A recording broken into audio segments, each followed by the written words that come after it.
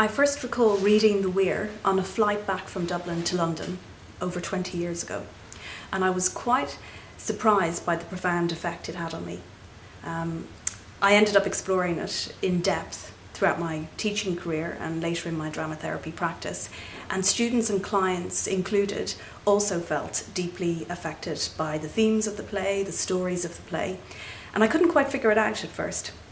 And then I recalled a quote from the famous Maya Angelou, and she talks about the trauma of bearing an untold story, or the agony of bearing an untold story. And that's when I realised the power and the impact that the Weir had. And the Weir is very powerful. It taps into our psyche. It goes to the places that scare us.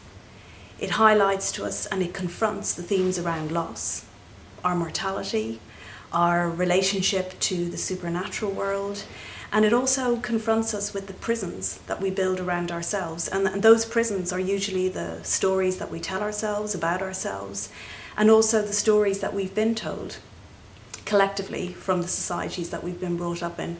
So it's a very existential play, and I think that's why it speaks to audiences and casts alike. But it's not only the confronting and alluring nature of the play that appeals, because through the characters' disclosure of their stories and the sharing of experiences, they actually find healing and hope. And that's why the play is so powerful and was so successful, because it reminds us of the importance of community, and not just an online community that we're very used to now, but a corporeal community, and how important it is for us to sit with other people and share our stories, and that we can feel really cathartic by doing that. And that's one of the great parts of this play, is that the story, the characters in the play, who are very stuck in those prisons that they've built around themselves, in those self-limiting beliefs, actually feel a sense of freedom, and they regain their sovereignty by telling their story, because they're no longer shackled to the past. And that's why it makes for a very therapeutic and entertaining play. And it's wonderful. There's so many engaging characters, it has an intriguing plot, and yet it speaks to us on those very, very deep levels.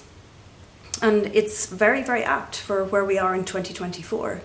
You know, we're going through a transition from one paradigm to another, and the Weir depicts how Ireland was going through a huge paradigm shift from a traditional society to a postmodern.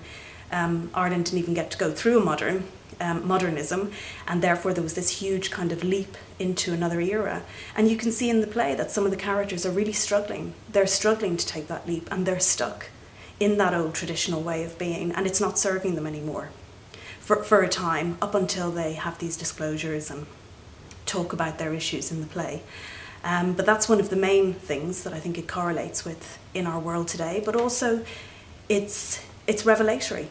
One of the characters, Jim, shares a story that actually reveals one of the most shameful stories in Irish history, that was extremely disturbing at the time. But what came from that was an opportunity for truth-telling.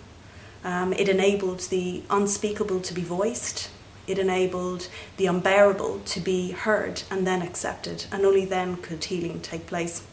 And Conor McPherson, you know, doesn't shy away from his own struggles, and he has said often in interviews that for quite a while during his lifetime, living in life was so painful that he had to kill the fear of it by drinking. And he does that eloquently, he demonstrates that eloquently in this play through his characterization and wonderful plot. And that's one of the reasons why I'm really privileged and really honoured to be directing this play. And I hope audiences will get as much out of it as we, the cast and the production team, have got. And they get a sense of healing and a feeling of hope as well.